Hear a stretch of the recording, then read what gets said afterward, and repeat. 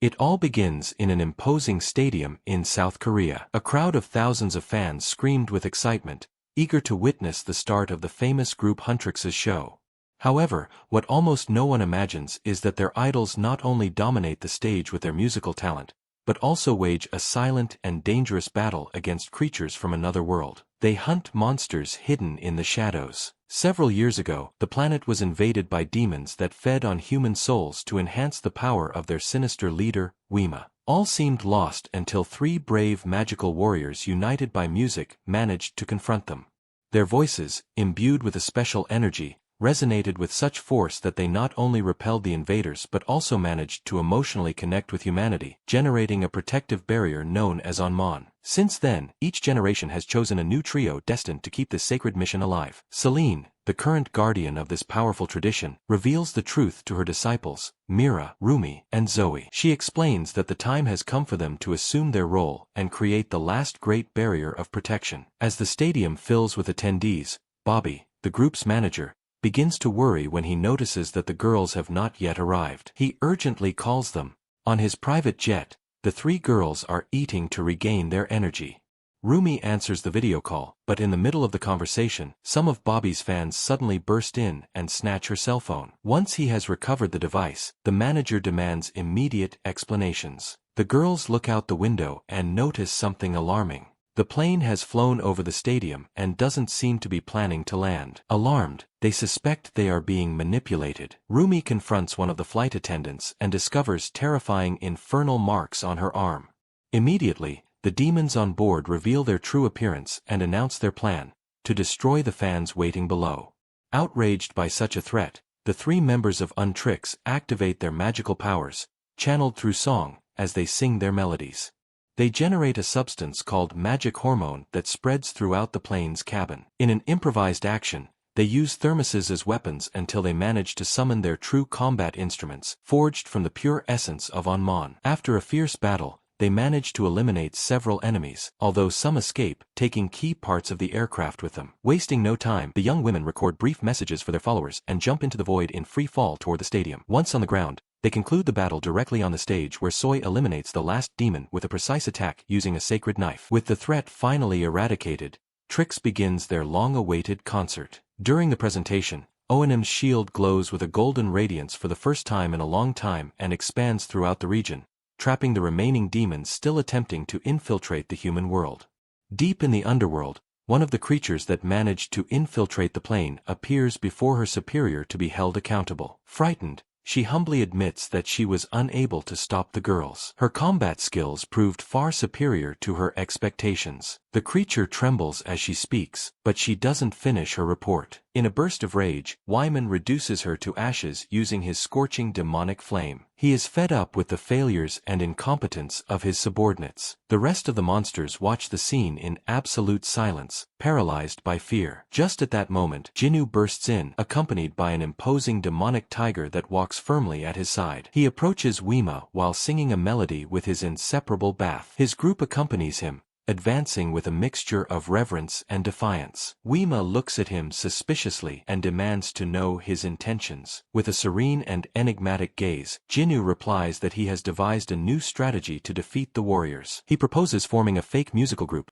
a carefully designed charade with the goal of infiltrating Huntrix's followers and stealing the sacred fans, essential objects that sustain the protective barrier known as Onmon. By weakening them from within, the global defense will begin to crumble. Intrigued, Wima agrees to give him a chance, but not before imposing a condition. He wants to know the price Jinnu demands in exchange for his help. The young musician is silent for a moment, staring into the distance as if immersed in a distant memory. Finally, he responds with a muffled voice. All she wants is to have all her memories erased. Meanwhile, at the stadium, the trio celebrates with restrained excitement when they see that a part of Onmon's shield has begun to glow with a golden glow.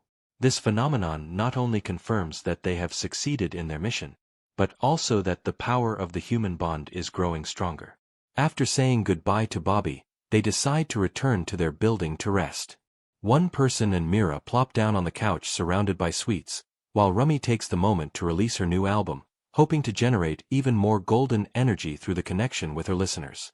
Shortly after, Rumi finds the outfits ready for the upcoming tour. Without thinking twice, She immediately tries one on. Seeing her dressed and ready, her friends panic. They can't believe she's already ready to go on when they've barely had time to recover. The tranquility is interrupted by the arrival of Bobby, who brings unexpectedly positive news. The new album is a resounding success.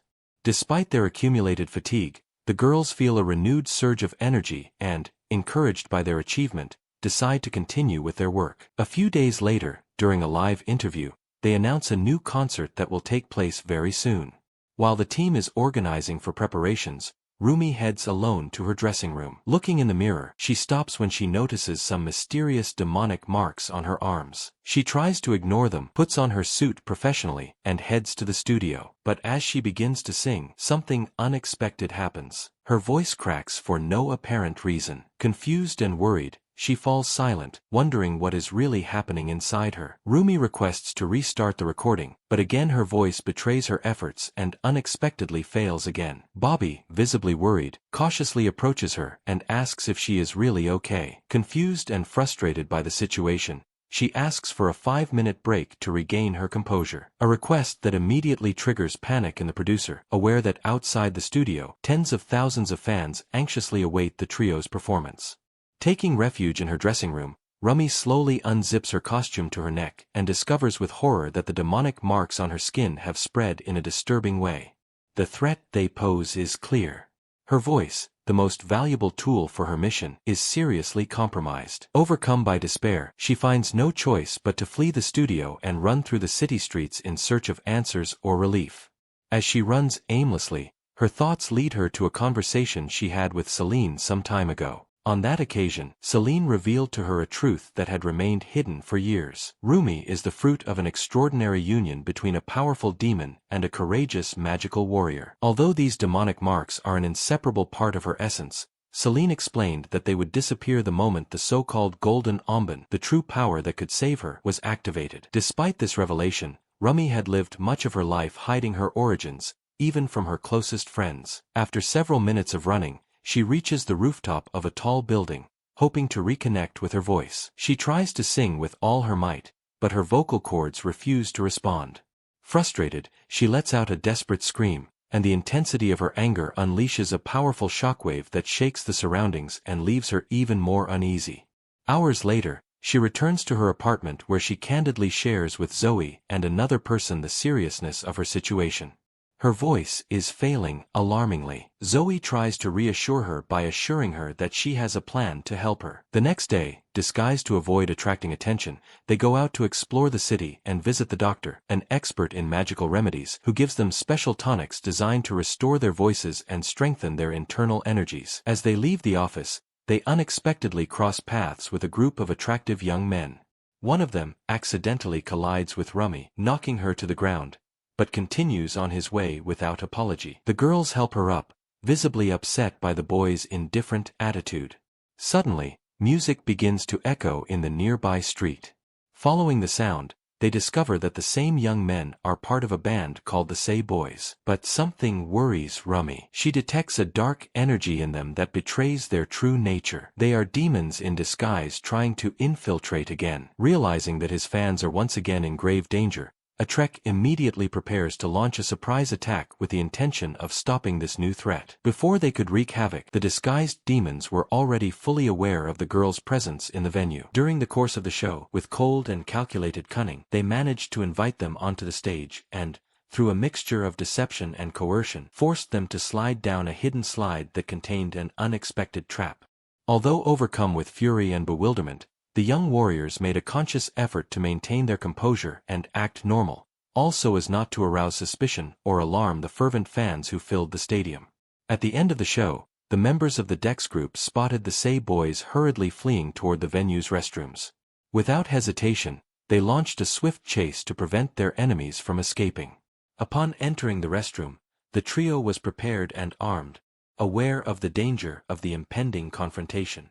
However, before they could launch their attack, Jinnu, the demon leader, opened several hidden portals in the toilets, unleashing a wave of water demons that violently stormed the scene. Rumi determinedly launched herself after Jinnu, while Zoe and Mira joined forces to jointly confront the creatures emerging from the waters. During the fierce battle, the warriors noticed that the On-Mon protective barrier was beginning to weaken, allowing an increasing number of monsters to break into the human world. In a nearby sauna, Rumi finally confronted Jinnu. He nimbly dodged her attacks, but when he stared at the demonic marks covering the young woman's arm, he was momentarily disconcerted. At that moment, a creature destroyed part of the wall, and Rumi watched as her friends were surrounded by an enemy army. Paralyzed by the fear that her secret would be discovered, she hesitated and remained motionless. To everyone's surprise, Jinvino saved her at that moment, hugged her firmly, covered the marks on her arm with a piece of cloth, and fled the scene with her. Hiding the marks that betrayed her true nature, Rumi reunited with her companions, and together they managed to eliminate the remaining demons. However, an old man who was in the bathroom, unaware of everything that had happened, expelled them, unaware that his soul was being secretly absorbed by a creature that had managed to hide during the confrontation. Back at the DX headquarters, the girls watched the city from above with growing concern. The Anong-Mon barrier continued to weaken, and the fear of what was to come became more and more palpable. Suddenly, Bobby burst in with bad news. The Say boys had managed to dominate all social media, expanding their influence alarmingly. Tired of so much uncertainty and danger, Rumi made a firm decision. It was time to write her next song, an anthem that would channel all her strength and determination. Her fellow members were enthusiastic and ready to support the creation, firmly convinced that this composition would be the weapon to finally put an end to the demons. Later, while Rumi stood on the balcony gazing at the night sky, she was startled by the appearance of a sinister, dark bird that seemed to be watching her with disturbing intelligence. The bird led her to Jinnu's demonic tiger, who handed her a carefully sealed letter. Upon opening it, Rumi discovered an invitation signed by the leader of the Say boys, summoning her to a meeting that would take place that very night. The demonic tiger suddenly disappeared in a bright flash, leaving Rumi in momentary doubt. Despite her inner uncertainty, she decided to accept the invitation she had received. Upon arriving at the designated location, she attempted to surprise Jinnu with a swift and decisive attack, but to her surprise, she discovered that it was merely a mannequin strategically placed to deceive her. However, shortly after, upon finding the true leader of the Say boys, he launched another full-force attack, though he parried it with disconcerting ease. Jinnu, with a calm demeanor and a measured voice, asked him to control his impulses and assured him that he only wished to engage in a sincere conversation. During this revealing exchange, he confessed that Weema was truly responsible for all the events they had recently suffered. He further revealed that in the past, the demon lord, Weema, had trapped his soul, making him a prisoner of his own chains. Identifying with Rumi's plight, he asked her to tell him how she had acquired the mysterious markings covering her skin. However, she flatly refused, and when she was rebuffed, she attempted to attack him again, though he disappeared before she could reach him. Meanwhile, the rest of the group continued working hard on their new song, while simultaneously hunting demons that emerged due to the progressive weakening of the on-protective barrier. For her part, Rumi was constantly harassed by the presence of the demonic tiger, a burden she tried to hide from her friends so as not to worry them, keeping it a secret and discreetly hiding it in her room. Days later, during an autograph signing session, the Saw boys burst in unexpectedly. To avoid any conflict or confrontation between their respective fans, Rumi suggested they all sit together and conduct the session peacefully and cordially. The meeting proceeded calmly, although rumors of possible romances between members of both groups soon began to circulate, generating an atmosphere of intrigue and speculation. Later, while writing in the privacy of her room, Rumi was surprised by a person who was curious about her friend's reserved behavior. Although it was difficult, Rumi managed to hide the demonic tiger to avoid awkward questions. However, realizing she couldn't handle this situation much longer, she decided to stop ignoring the signs and seek out Jinnu again for answers and solutions. Meanwhile, the demons continued to capture innocent souls throughout the city, and disappearances increased alarmingly, causing growing concern among the population. In her next meeting with Jinnu, Rumi revealed that she had discovered a way to free him from Weema's control. Once they managed to generate something significant, the demon lord would lose all power within the human world. She asked him to join Untrix to help regain his fame and influence, as with a strong and sincere connection with his fans, they could create a definitive barrier capable of banishing Weema forever. Furthermore, Rumi offered him a personal way out. If Jinnu wished to break free from his dark past, he would have the opportunity to remain in the human world as a free and unchained being when this entire conflict came to an end.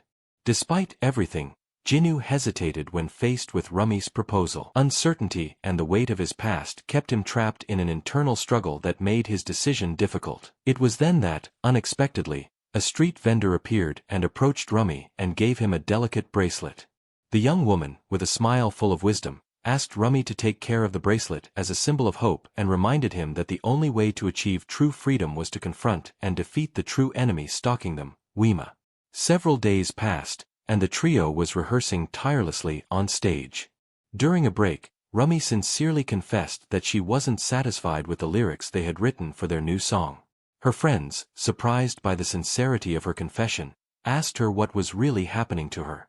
But before she could answer, a powerful shockwave abruptly erupted, disrupting everything around them. Believing a horde of monsters was approaching, the girls didn't hesitate to abandon the scene, leaving Bobby alone once again. Worried and bewildered, they decided to take refuge at the top of a subway car, from where they could watch as hundreds of demons relentlessly advanced toward them.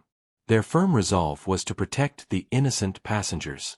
The trio confronted the creatures while singing their new song with all their might, using their voices as a weapon capable of weakening and repelling them. Despite eliminating dozens of demons, one demonic boss managed to strike Rumi with such force that she was violently thrown against the walls of the car. Mira and Soy, wasting no time, rushed to their friend's aid. Together, they executed a precision combined attack, and Mira slammed her weapon firmly into the ground, generating a shockwave that eliminated nearby enemies. However, despite their heroic efforts, it was already too late. The subway passengers had been captured by dark forces when the train finally arrived at the Mira Y Soy station. Disappointed at not having found Rummy, they made the difficult decision to leave, their hearts heavy with uncertainty and fear. Hours later, Rummy had an unexpected encounter with Jinwoo. During the conversation, she confessed that since they had begun communicating, her voice had slowly begun to heal and recover. Together they sang a melody, and at the end, Jinwoo noticed with amazement that he no longer heard Weema's disturbing voice in his mind. Moved by this change, he promised to help her and vowed to sabotage his own group during the next performance. Tie-in, an action that could mark a turning point in the fight against the dark forces. Excited and hopeful, Rumi said goodbye to return home, but just at that moment, Jinwoo was violently dragged back into the underworld. There, Weema cruelly confronted him, reminding him of his past and how he had abandoned him at the worst possible moment when he needed him most. Terrified and vulnerable, Jinwoo listened to Weema's promise. He would erase those painful memories, but in return, he had to obey her every command without question. The next day, after overcoming their differences, the girls made arrangements to change the song they would perform at their next concert, determined to give their best to reconnect with their fans. As dusk fell, the stadium was once again filled with thousands of eager fans whose voices and emotions filled the air with anticipation. The host took the microphone and officially kicked off the show with great enthusiasm. As the members of Untrix headed backstage, they unexpectedly ran into Jinwoo and her group. Ri couldn't help but notice that he seemed much more serious and distant than in previous encounters, an attitude that didn't go unnoticed. The host fervently announced the Saya Boys' performance, generating a wave of excitement among the audience, but suddenly all the lights went out, plunging the audience into confusion and uncertainty. Moments later, Bobby rushed in to inform them that the Saya Boys had gotten into a fight right on stage. Seizing this opportunity, he told them it was the perfect time for Untrix to win back the attention and affection of their fans. With renewed hope and determination, the girls took the stage and dazzled with an impeccable performance. The crowd vibrated with every excited and dedicated note. In the middle of the song, Zoe and Mira stepped down to give way to Rummy for her long-awaited vocal solo. However, just at that moment, they watched in alarm as security personnel hurriedly dragged Bobby away.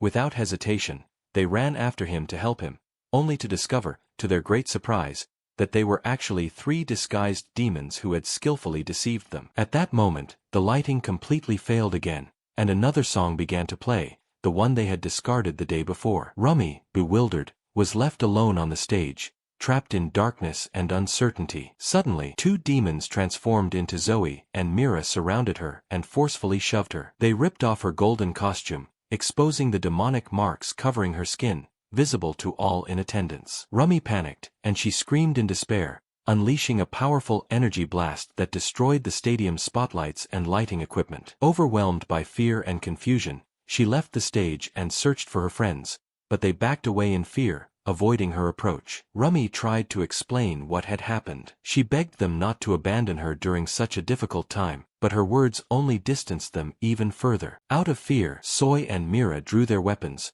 ready for any eventuality. Broken and alone, Rummy fled the scene. On her way, she met Jinnu, whom she vehemently confronted, demanding to know why he had orchestrated this betrayal. He responded with implacable coldness. Everything he had told her before was nothing but a lie. He assured her that she should accept who she truly was, as nothing and no one could change her nature. After a heated argument, Jean decided to leave behind an atmosphere filled with tension and unease. Rummy, overcome with a deep sense of guilt for everything that had happened, gave in to despair. In her wake, she left dark cracks that emanated a malignant and corrosive energy, casting a sinister shadow that began to spread throughout the surroundings. Meanwhile, Zoe and Mira watched with growing concern as everything around them slowly crumbled. Bobby silently contemplated the precipitous decline in Undrix's popularity, a reality that caused him a mixture of sadness and alarm. Shortly after, the Say Boys appeared on every screen installed in the venue. Jinnu, in a firm and resonant voice, announced that they would be paying tribute to the K-pop group, which had been devastated by the recent disaster. Confidently, he declared that their next show would be held at the iconic Seoul Grand Tower and invited everyone to attend, attracting the attention of thousands. Before they could react clearly, Bobby, Zoe, and Mira began to hear strange voices in their heads. They lost control of their actions and, like the rest of the audience, walked mesmerized toward the venue. Emo puppets moved by an invisible power. Meanwhile, Jinnu and her group prepared for what they called their demonic banquet. They took the stage wearing their true costumes and began to sing with overwhelming intensity. As the show progressed, Weema began to grow in size and power, fueled by the energy generated by the audience's fervor. The crowd, in absolute trance, moved inexorably toward the hellish fissures that opened in the floor. When all seemed lost, Rummy made an unexpected appearance. Her powerful, clear voice broke the spell that held her friends and the audience captive.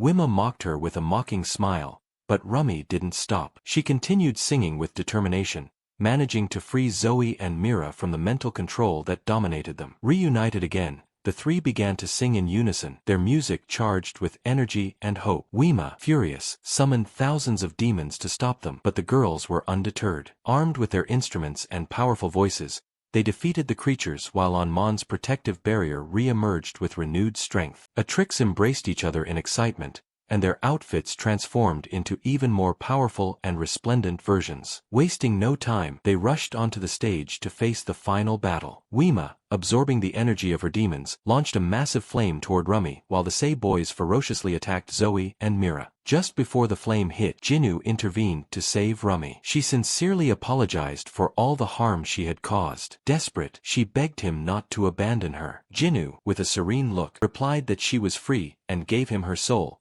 granting him immense and renewed power. Filled with fury and determination, Rummy launched a devastating slash that split Weema in two. Then, along with her friends, they attacked with all their might, also eliminating the Say Boys who still resisted. To culminate the battle, the three of them rose together, united in a powerful chant that channeled the energy of all their fans. With that final blow, they managed to completely destroy Weema. Thanks to this decisive victory, Mon's protective barrier was re-established throughout the world, restoring peace and security to humanity. Surrounded by applause and cheers, the girls celebrated their triumph.